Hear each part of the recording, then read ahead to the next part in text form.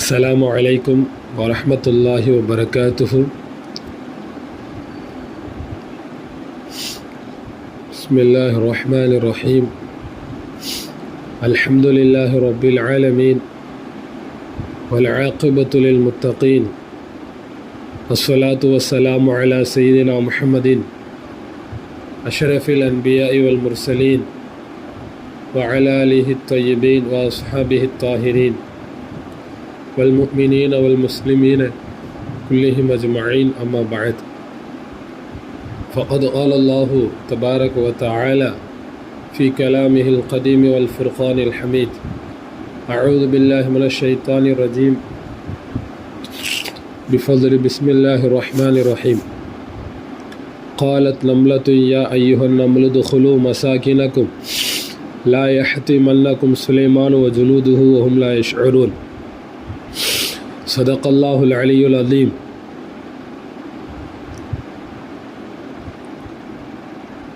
அளவற்ற அருளாளனும் நிகரற்ற அன்புடையவனுமாகிய எல்லாம் வல்ல அல்லாவின் திருநாமத்தை கொண்டு ஆரம்பம் செய்வோமாக. அல்லாவின் பேரருள் என்றென்றும் நம் உயிரினும் மேலான அருமை நாயகம் முஹம்மது ரசூலுல்லாஹி ஸல்லல்லாஹு அலைஹி வஸல்லம் அவர்களின் மீதும் உலக முஸ்லிம்கள் எல்லோரின் மீதும் என்றென்றும் நின்று நிலவட்டுமாக. ஆமீன். கண்ணியத்திற்குரிய அல்லாஹ்வின் நல்லடியார்களே, அல்லாஹ்வினுடைய மாபெரும் கிருபையினால் இன்று ஓதப்பட்ட சூரத்துன் நம்ல். இந்த சூறாவில் அல்லாஹு தாலா சையதுனா சுலைமான் அலைஹி ஸலாத்து வஸ்ஸலாம் அவர்களுடைய வாழ்க்கையிலே நடந்த ஒரு நிகழ்வை சொல்லி காட்டுகிறார். பொதுவாக நம்லு என்று சொன்னால் எறும்புகள் என்று அர்த்தம். அந்த பெயரிலே அல்லாஹ் தஆலா ஒரு சூறாவை இறக்கியதன் காரணம் என்னவென்றால், இந்த சூறாவிலே எறும்புகள் சம்பந்தமான ஒரு சின்ன நிகழ்வை ஒரே ஒரு வசனத்திலே அல்லாஹ் சொல்லி காட்டுகிறாள். கணியத்திற்குரியவர்களே, பொதுவாக குர்ஆனில் அல்லாஹு தஆலா நபிமார்களுடைய வாழ்க்கையில் நடந்த நிகழ்வுகள், வரலாறுகளை அல்லாஹு தஆலா சுருக்கமாக சொல்வது அல்லாஹ்வுடைய வழமை. அதாவது அந்த இடத்தில் எது தேவையோ அந்த அளவுக்கு மட்டும் கோடிட்டு காட்டுவது குர்ஆனினுடைய வழமை. ஏனென்றால் குர்ஆன் என்பது வரலாற்று நூல் அல்ல, அது உலகத்திற்குண்டான ஒரு போதனை தரக்கூடிய ஒரு நூல். எனவே நபிமார்களுடைய வாழ்க்கையிலே நடந்த அந்த நிகழ்வின் மையப்பகுதி, முக்கிய பகுதியை மட்டும் அல்லாஹு தஆலா குர்ஆனிலே அவ்வப்போது பல இடங்களிலே தேவைக்கேற்ப அல்லாஹ் சொல்லி காட்டுகிறான். சரி, அந்த வரலாற்று நிகழ்வுகளை நாம் முழுவதுமாக தெரிந்து கொள்ள வேண்டுமென்றால் ஹதீஸ்களிலேயோ அல்லது இஸ்லாமிய வரலாற்று நூல்கள், தாரீக் என்று சொல்லப்படக்கூடிய வரலாற்று நூல்களிலே நாம் பார்த்தோம் என்று சொன்னால், அதில் அந்த நிகழ்வு முழுவதுமாக எங்கே நடந்துச்சு, அது நடந்த நேரம் எப்படி, எந்த இடம், அது என்ன பேர், அந்த நிகழ்வு நடக்கிறதுக்கு முன்னாடி என்ன இருந்தது, நடந்ததுக்கு அப்புறமா என்ன நடந்தது என்று வரலாறு தெளிவாக இருக்கும். குர்ஆனில் அதை நாம் பார்க்க முடியாது.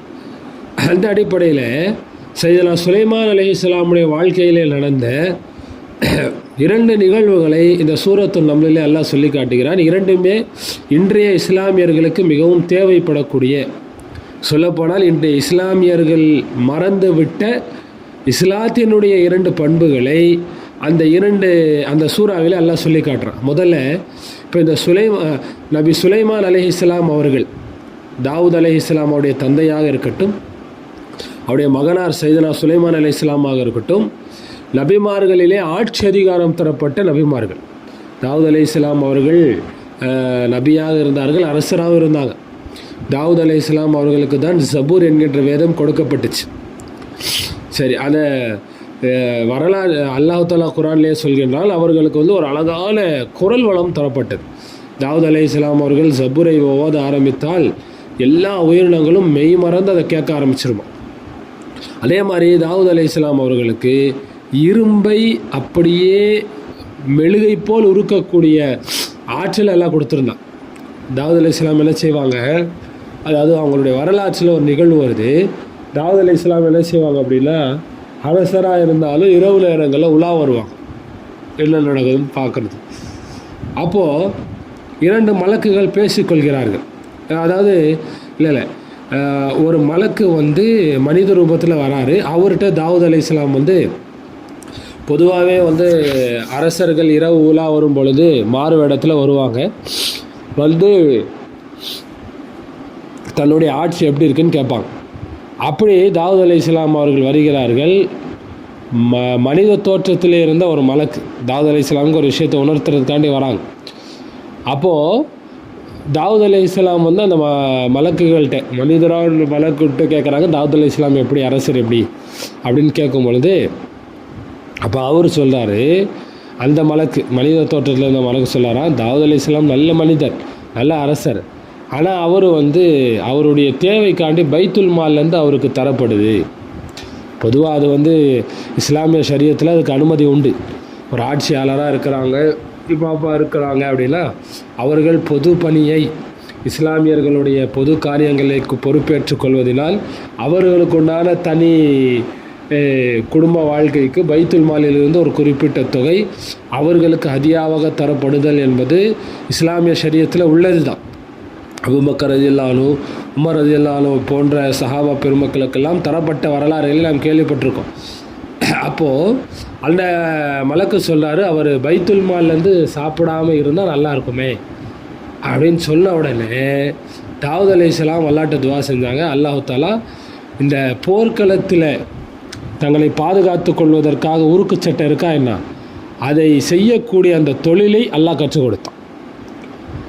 நபியாக இருந்தாங்க, அதே நேரத்தில் சொந்தமாக அவர்கள் ஒரு தொழில் வேலை செய்து அதன் மூலமாக குடும்பத்தை அவங்க ரன் பண்ணாங்க. அப்போ தாவூத் அலைஹிஸ்ஸலாம் வழங்கப்பட்ட ஆற்றலில் ஒரு ஆற்றல் என்ன, ஒரு மெழுகை இப்படி சும்மா அவங்க கை காட்டினாலும் அதை அப்படியே இது பண்ணாலே அது உருகிடும்.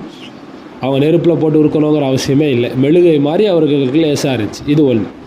இப்போது இவர்களுடைய மகனார் தான் சையதுனா சுலைமான் அலைஹிஸ்ஸலாம்.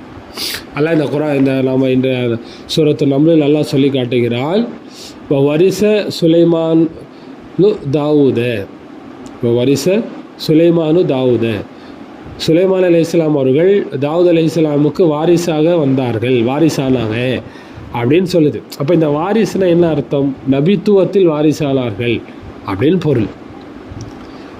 அப்போது சுலைமான் அலைஹிஸ்ஸலாமை பற்றி வருது. அல்லாஹ் தஆலா நம்ம ஏற்கனவே சொல்லியிருக்கிறோம், இந்த உலகத்தை 4 மனிதர்கள் முழு உலகத்தையும் ஆட்சி செஞ்சுருக்கிறான். 2 பேர் இஸ்லாமியர்கள், 2 பேர் காஃபிர்கள். இந்த இஸ்லாமியர்களான 2 பேர்களை ஒருத்தவங்க தான் சையதுனா சுலைமான் அலைஹிஸ்ஸலாம். முழு உலகத்தையும் ஆட்சி செய்தவங்க. ஆட்சி என்று சொன்னால் சாதாரண ஆட்சி அல்ல. உலகம் என்று சொன்னால் அனைத்து உயிரினங்கள் மீதும் ஆட்சி பெற்றவங்க, அனைத்து உயிரினங்கள் மீதும் ஆட்சி பெற்றவர்கள் சையதுனா சுலைமான் அலைஹிஸ்ஸலாம் அவர்கள். அவருடைய வாழ்க்கையில் நிறைய சுவாரஸ்யமான நிகழ்வுகள், நிறைய படிப்பினைக்குரிய சம்பவங்கள் நிறைய இருக்குது சுலைமான் அலைஹிஸ்ஸலாமுடைய வாழ்க்கையில்.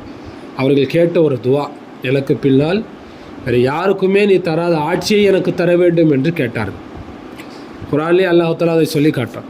அப்போது சையதுனா சுலைமான் அலைஹிஸ்ஸலாம் அவர்களுக்கு அல்லாஹ் தஆலா எல்லா விதமான ஆட்சி அதிகாரங்களையும் கொடுத்தான். ஜின்களை வசப்படுத்தி கொடுத்தான். ஜின்கள்லாம் சாதாரண ஜின்களில் கடலுக்குள் முழுகி முத்து குளிக்கக்கூடிய, கடல்லேருந்து முத்து எடுத்துகிட்டு வரக்கூடிய ஜின்கள், சக்தி வாய்ந்த ஜின்கள் எல்லாமே. அப்போ இவங்களை வச்சு தான் சுலைமான் அலைஹிஸ்ஸலாம் அவங்க பைத்துல் முகத்தஸை கட்டுறாங்க. விளையாட்டிற்குரியவர்களே, அப்போ பைத்துல் முகத்தஸில் இந்த ஜின்களை வைத்து சுலைமான் அலைஹிஸ்ஸலாம் அவர்கள் வேலை வாங்கியிருக்கிறார்கள். அப்போது சுலைமான் அலைஹிஸ்ஸலாமுக்கு அல்லாஹ் தஆலா அனைத்து உயிரினங்களுடைய ஆட்சி அதிகாரத்தையும் கொடுத்துருந்தான். எந்த அளவுக்குன்னு சொன்னால், காற்றை அல்லாஹ் தஆலா சுலைமான் அலைஹிஸ்ஸலாமுக்கு வசப்படுத்தி கொடுத்துருந்தான். எப்படிப்பட்ட காற்று வரலாற்றில் வருது, சுலைமான் அலைஹிஸ்ஸலாம் எங்கேயாச்சும் போகணுன்னு ஆசைப்பட்டாங்கன்னா அவர்களுக்கு முன்னால் ஒரு விரிப்பு வரும், ஒரு விரிப்பு, பெரிய விரிப்பு. எந்த அளவுக்குன்னா அந்த விரிப்பில் ஒரே நேரத்தில் 4 லட்சம் இருக்கைகள் போடப்படும். 4 லட்சம் சீட்டு, 4 லட்சம் இருக்கைகள்.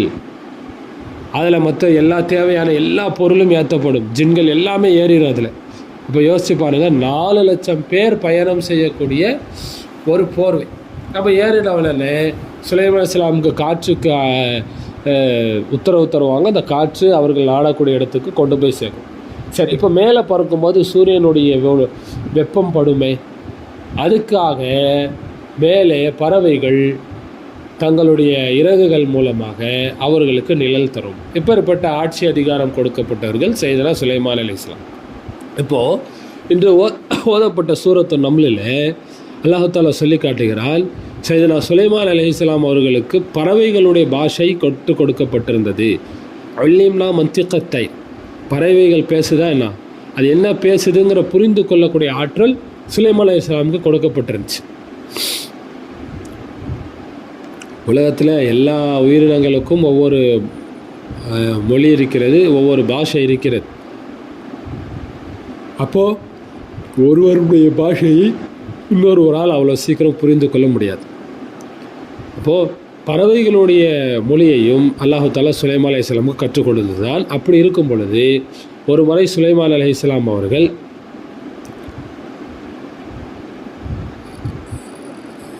தன்னுடைய படைகளோடு சென்று கொண்டே இருக்கும் பொழுது ஒரு பள்ளத்தாக்கை அடைகிறான்.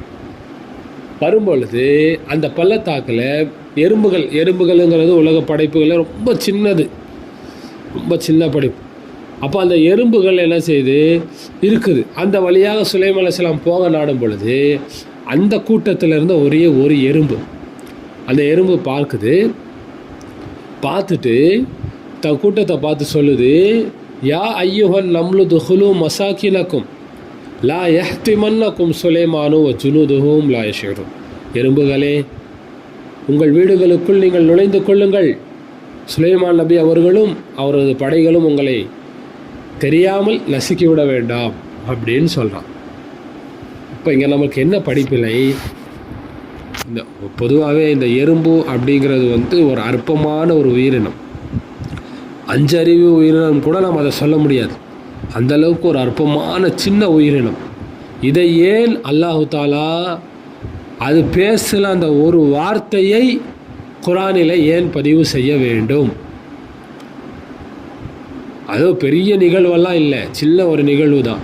என்ன அப்படி காரணம் அப்படின்னா, இங்கே இஸ்லாமியர்களிடத்தில் இருக்க வேண்டிய ஒரு பண்பை இந்த இடத்தில் அல்லாஹ் நமக்கு உணர்த்த வருகிறான். தன் சமூகத்திற்கு ஒரு ஆபத்து என்று சொன்னால் அதை முன்னின்று தடுக்க வேண்டியது ஈமான் கொண்ட ஒவ்வொருவர் மீதும் கடமை.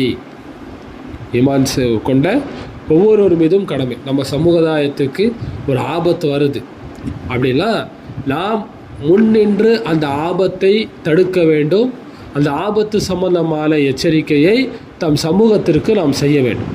ஏன்னா இன்று நம்முடைய இந்தியாவினுடைய நிலைமை எந்த அளவுக்கு மிகவும் மோசமாக இருக்கிறது என்றால், நாளுக்கு நாள் இஸ்லாமியர்களுக்கு பல்வேறு விதமாக ஆட்சி அதிகாரத்தில் இருப்பவர்களின் மூலமாகவே தொல்லைகள் தரப்படுது.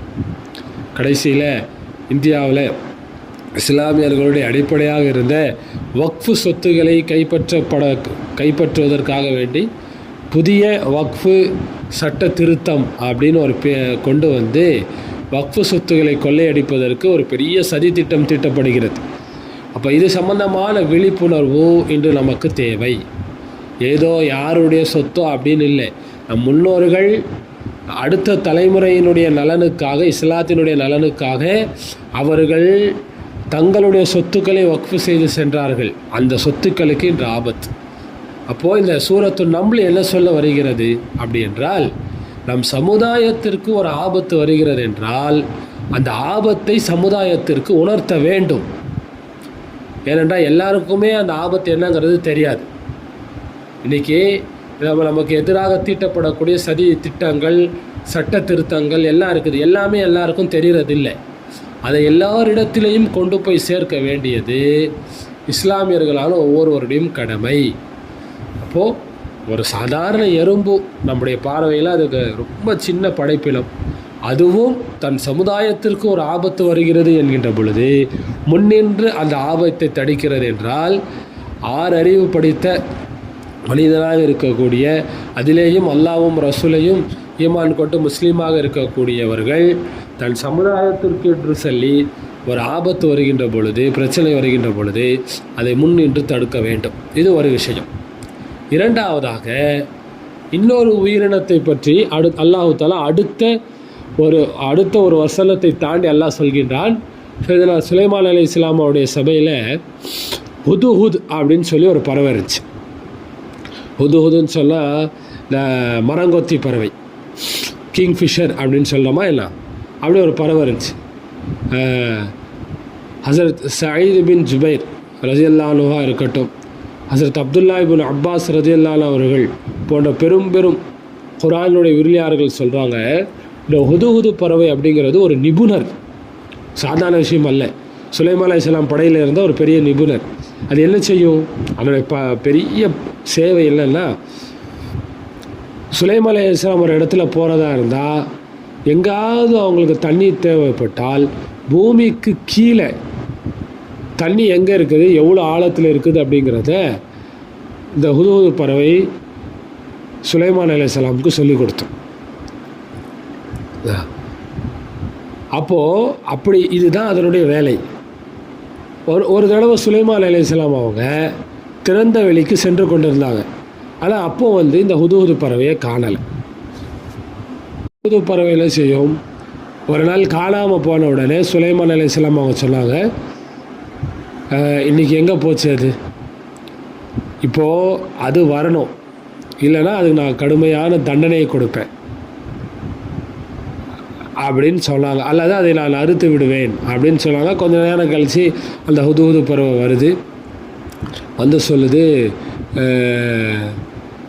இந்த மாதிரி நான் லேட்டாக வந்ததுக்கு என்ன காரணம் அப்படின்னா, சபா நாட்டில், சபான்னு ஒரு நாட்டு, அந்த நாட்டிலேருந்து ஒரு முக்கியமான செய்தியை உங்களுக்கு நான் கொண்டு வந்திருக்கிறேன்.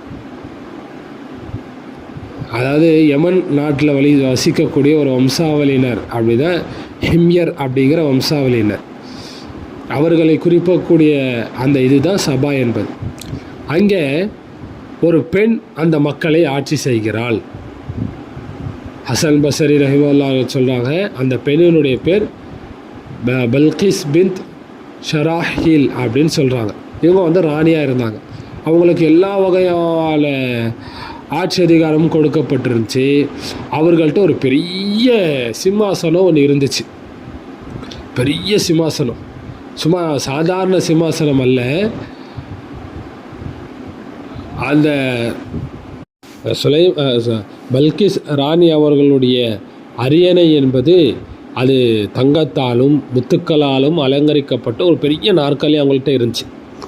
வரலாற்றில் ஆசிரியர்கள் சொல்லி காட்டுறாங்க, அந்த பல்கிஸ் ராணி அவர்களுக்கு அவருடைய அரண்மனை எப்படி இருந்துச்சு அப்படின்னு சொன்னால், அந்த அரண்மனையினுடைய உயரம் அது ரொம்ப ஸ்ட்ராங்காக கட்டப்பட்ட ஒரு பெரிய மாளிகை. அதனுடைய கிழக்கு பக்கத்தில் 360 ஜன்னல். அதே மாதிரி ஒரு ஜன்னல் வழியாக சூரியன் உதிக்கும், கடைசி ஜன்னல் வழி எதிர் திசையில் உள்ள ஜன்னல் வழியாக சூரியன் மறையும். அப்போ மக்கள் என்ன செய்வாங்க, அந்த சூரியனுக்கு சிரம் பணிஞ்சிட்டே இருந்தாங்க.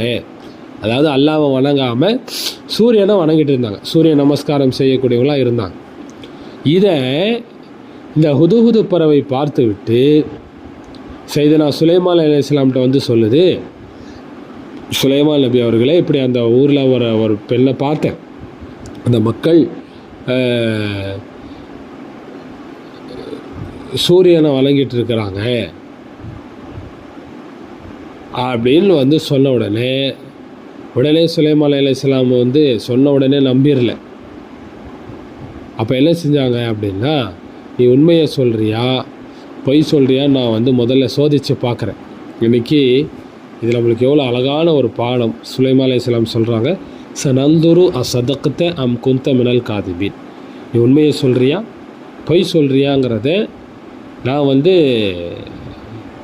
பார்ப்போம், அதை சோதித்து பார்ப்போம். உண்மையாக இருந்தால் தான் அது மேலே நடவடிக்கை எடுப்போம், பொய்யாக இருந்தால் உனக்கு தான் தண்டனைங்கிற மாதிரி. இதுக்கு நம்ம யோசிக்க வேணும். இன்றைக்கி நம்ம வாட்ஸ்அப்புகளில் தொழில்நுட்பங்கள் வளர்ந்து விட்ட இன்றைய காலகட்டத்தில் வாட்ஸ்அப்பில் அல்லது சமூக வலைதளங்களில் ஒரு செய்தி வருது, அந்த செய்தி உண்மையா பொய்யா என்று கூட யோசிப்பதற்கு நமக்கு நேரம் இல்லை. வந்தால் உடனே அதை இன்னொரு ஆளுக்கு நம்ம ஷேர் பண்ணிடுறோம். அதை உண்மைன்னு நினச்சி அதை பரப்பிடுறோம். ஒரு செய்தி சுலைமான் அலைஹிஸ்ஸலாமுடைய சபையில் ஒரு பறவை, அது சுலைமான் அலைஹிஸ்ஸலாமினுடைய முக்கியமான ஒரு அங்கம். இவ்வளோ நாள் சுலைமான் அலைஹிஸ்ஸலாம் சபையில் இருக்குது, அது லேட்டாக வருது, அது ஒரு காரணம் சொல்லுது. சொன்ன உடனே சுலைமான் அலைஹிஸ்ஸலாம் என்ன சொல்கிறாங்க, முதல்ல நீ சொல்கிறது உண்மையா பொய்யான்னு நம்ம பார்ப்போம். அப்போ என்ன சொல்ல வராங்க, எந்த ஒரு செய்தியாக இருந்தாலும் அந்த செய்தியினுடைய உண்மைத்தன்மையை முதல்ல தெரிஞ்சுக்கணும். இன்றைக்கு இது ரொம்ப அரிதாகி போயிடுச்சு, இல்லாமையே போயிடுச்சு. ஒரு செய்தி வருது, அது உண்மையா பொய்யான்னு கூட தெரியறதில்ல, அது அப்படியே பரப்புறது. எப்போவோ நடந்த செய்தியாக இருக்கும், அதை இப்போ நடந்த மாதிரி சொல்லுவாங்க, அதை பரப்புறது. என்ன நடந்துச்சு, ஏது நடந்துச்சு, அதனுடைய உண்மைத்தன்மை என்ன என்று கூட தெரியாமல் பரப்பக்கூடிய ஒரு தவறான பழக்கம் இன்று நம்மிடத்திலேயும் நிறையதாக இருக்கிறது. முதலில் ஒரு செய்தி நமக்கு வந்தால் அது சரியா தப்பா என்று நாம் விளங்கி கொள்ள வேண்டும். அப்போது சுலைமான் அலைஹிஸ்ஸலாம் அவங்க என்ன செய்கிறாங்க, பல்கிஸ் ராணிக்கு ஒரு கடிதம் எழுதி அனுப்புகிறாங்க, நீங்கள் முஸ்லீமாக வாங்கன்றாங்க. அப்போ பல்கிஸ் ராணி அவங்க தங்களுடைய சபையினர்கிட்ட இது பற்றி மஷூரா செய்யும்போது அவங்க அமைச்சர்கள்லாம் என்ன சொல்கிறாங்க, நம்மக்கிட்டேயும் சக்தி அதிகாரம்லாம் இருக்குது, நாம் நினச்சாலும் சண்டை போனாலும் போடலாம், நீங்கள் என்ன செய்கிறீங்களோ அதை நீங்கள் என்ன முடிவு பண்ணீங்களோ அதுதான் உடனே பல்கிஸ் அம்மா சில அன்பளிப்புகள் தந்து அனுப்புகிறாங்க. சுலைமான் அலைஹிஸ்ஸலாம் அன்பளிப்புகள்லாம் ஏற்றுக்காமல், நாங்கள் உங்கள் கூட நீங்கள் முஸ்லீமாக வந்துடுங்க, இல்லைன்னா நாங்கள் உங்கள் ஊரில் உங்களை வெளியாக்கிறோன்னு சொல்கிறாங்க. கடைசியில் பல்கிஸ் ராணி அவர்கள் இஸ்லாத்தை ஏற்றுக்கொண்டு வந்தார்கள் என்ற வரலாறுகள்லாம் அதில் சொல்லப்படுகிறது. இப்போது இதில் நாம் பெற வேண்டிய இரண்டாவது படிப்பினை என்ன அப்படின்னா, ஹுது பறவை ஒரு இடத்தில் ஒரு தவறு நடக்கிறது, அல்லாஹ்வுக்கு மாற்றம் செய்யப்படுகிறது என்கின்ற பொழுது அதை தடுப்பதற்குண்டான தன்னால் இயன்ற முயற்சிகளை இந்த பறவை தன் சக்திக்குட்பட்டு செய்கிறது. அல்லாஹ் குர்ஆனில் நம்மளை பற்றி, இந்த உம்மத்தை முஹம்மதியாவை பற்றி சொல்கிறா, குந்தும் ஹைர உம்மத்தின், நீங்கள் தான் சிறந்த சமூகம். என்ன காரணம், உஹ்ரிஜத் லின்னாஸ் தஅமுரூன பில் மஅரூஃப் வ தன்ஹவுன அனில் முன்கர், நல்லதை ஏவுகிறீர்கள், தீயதை தடுக்கிறீர்கள். இந்த இரண்டு பண்புகளும் நம்மகிட்ட இன்றைக்கி மெலிந்துருச்சு. நாம் மட்டும் அமல் செய்கிறோம், நமக்கு தெரிஞ்ச நல்ல விஷயங்களை மற்ற ஆளுக்கு சொல்கிறதே கிடையாது.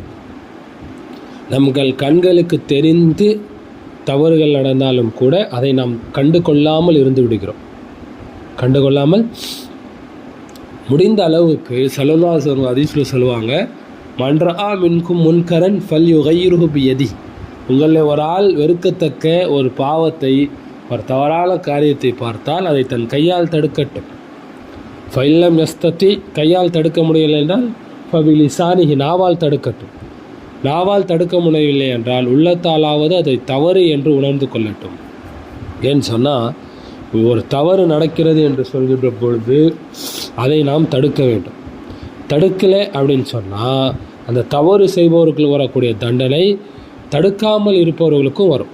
அல்லாஹ் தஆலா குர்ஆனில் இந்த சனிக்கிழமை வாசிகளை பற்றி சொல்லி காட்டுறான். சனிக்கிழமை அன்னைக்கு மீன் பிடிக்கக்கூடாது அப்படின்னு ஒரு சமூகத்திற்கு அல்லாஹ் கட்டளையிட்டான்.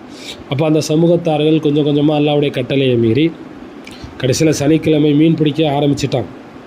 சனிக்கிழமை அன்னைக்கு மீன் பிடிக்க ஆரம்பிச்சிட்டாங்க. அப்போது அந்த கூட்டத்தில் 3 வகையினராக மாறிட்டாங்க. ஒருத்தவங்க சனிக்கிழமை மீன் பிடிச்சாங்க, இன்னொரு வகையினர் மீன் பிடிக்கலை, ஆனால் அதே நேரத்தில் அவங்கள தடுக்கவும் இல்லை. 3வது வகையினர் மீன் பிடிக்கலை, தடுத்தாங்க. இப்போ அல்லாஹ்வுடைய வேதனை வரும் பொழுது மீன் பிடித்தவர்களுக்கும் அந்த வேதனை ஏற்பட்டது.